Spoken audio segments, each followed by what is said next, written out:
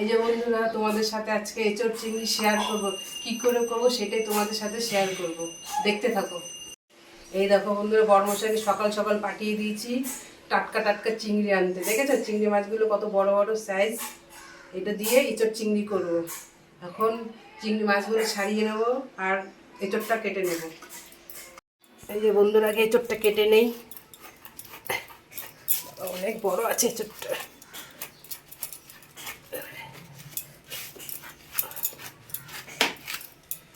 এই বেশিরভাগটাই করবো আর হাফটা রেখে দেবো।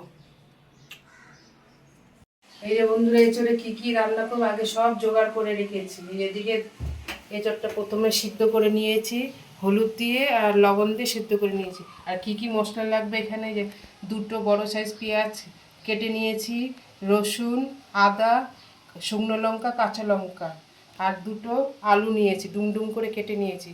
আর মশলার মধ্যে লাগছে কাশ্মীরি লঙ্কার গুঁড়ো, ধনের গুঁড়ো, হলুদ আর জিরের গুঁড়ো, আর স্বাদ মতন তো লবণ তো লাগবেই, যেটা না দিলে হয় না। আর মশলার মধ্যে লাগছে হচ্ছে গোটা জিরে, দুটো শুকনো লঙ্কা চিড়ে, দুটো তেজপাতা, গরম মশলা, এলাচ। আর এই যে চিংড়ি মাছটা সারিয়ে নিয়েছি। আমি চিংড়ি মাছটা পুরো সারাইনি, মানে একটু খোসা শুদ্ধ রেখেছি, কারণ এঁচোড় চিংড়িতে এরকম করে করলে খেতে খুবই ভালো লাগে।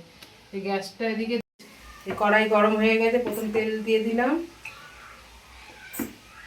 প্রথমে আমি এই চিংড়ি মাছটা ভেজে নেব।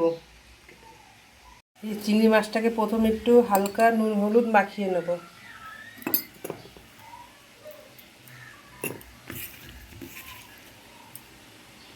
তেলটা গরম হয়ে গেছে, এবার চিংড়ি মাছগুলো ভেজে নেব।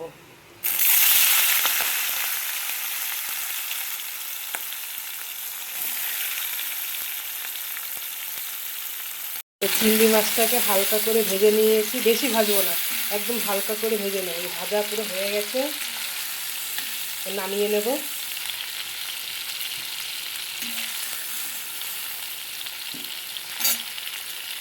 চিংড়ি মাছ ভাজার তেলের মধ্যেই প্রথম আলুগুলো একটু ভেজে নেব।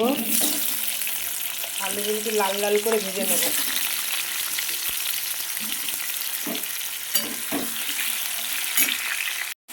আলুটা পুরো ভাজা হয়ে গেছে লাল লাল করে, এবার নামিয়ে নেব।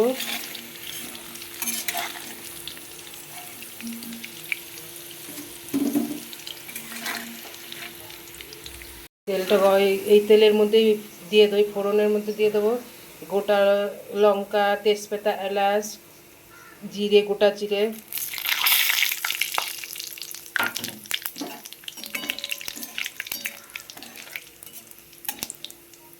এর মধ্যে দিয়ে দেবো পেঁয়াজ কুচি।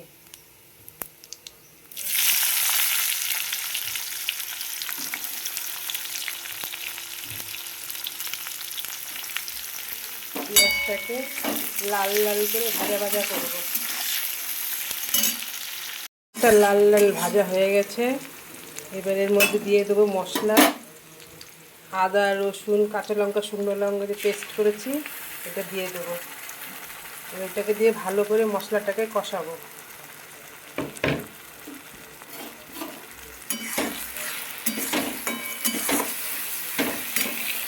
পুরো মশলা পুরো কষানো হয়ে গেছে, এবার দিয়ে দেবো গুঁড়ো মশলার মধ্যে দেবো হলুদের গুঁড়ো, জিরের গুঁড়ো, ধনের গুঁড়ো, লঙ্কার গুঁড়ো আর স্বাদ মতন লবণ। এবার এইটাকে এই মশলাগুলো দিয়ে ভালো করে আবার কষাবো। এই মশলাগুলো কষানো হয়ে গেছে, তেল তেল বেরিয়ে গেছে। এখন দিয়ে দেবো এই যে এঁচড়গুলো সিদ্ধ করে রেখেছিলাম, এটা দিয়ে দেবো। এবার এঁচড়গুলো দিয়ে ভালো করে আবার কষাতে হবে।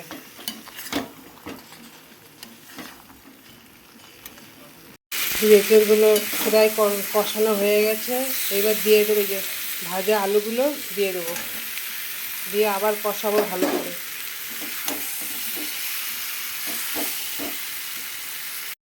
কষানো হয়ে গেছে, দেখো বন্ধুরা প্রায় হয়ে এসছে এঁচড়টা। শুধু কালারটা দেখো বন্ধুরা, সেই এসছে কালারটা। আর এখন দিয়ে দেবো এই যে চিংড়ি মাছগুলো ভেজে রেখেছিলাম, এগুলো দিয়ে দেবো। এই চিংড়ি মাছগুলো দিয়ে আবার কষাবো।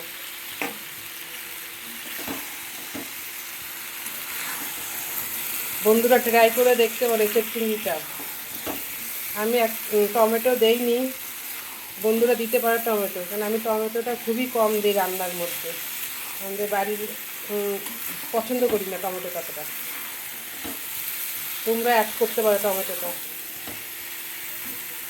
পুরো কষানো হয়ে গেছে, এবার জল দিয়ে দেবো,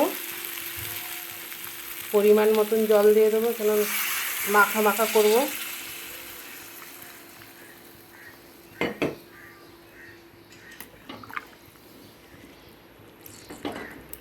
এঁচোড় চিংড়ি পুরো কমপ্লিট হয়ে গেছে রান্না। এখন নামানোর আগে একটু গরম মশলা দিয়ে দেবো সানরাইসের, হালকা একটু নেড়ে চেড়ে দিয়ে নামিয়ে নেব।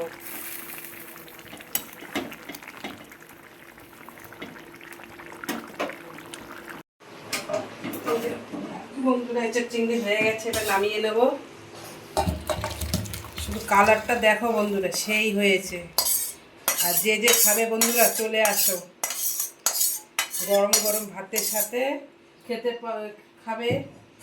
চিংড়ি পুরো কমপ্লিট হয়ে গেছে, গরম গরম ভাতেও ভালো লাগবে, রুটি বা পরোটার সাথেও খুব ভালো লাগবে। এবং যেই বাচ্চাদের ভালো লাগে না, চিংড়ি মাছ দেওয়া করা আছে, কিন্তু বাচ্চারাও খুব ভালো খাবে, মানে মাংসের মতন করা হয়েছে। এবং রেসিপিটা যদি তোমাদের ভালো লেগে থাকে বন্ধুরা, লাইক, কমেন্ট, শেয়ার, সাবস্ক্রাইব, এবং সবাই ভালো থাকবেন, সুস্থ থাকবেন। আবার নতুন কিছু নিয়ে আসবো। টাটা।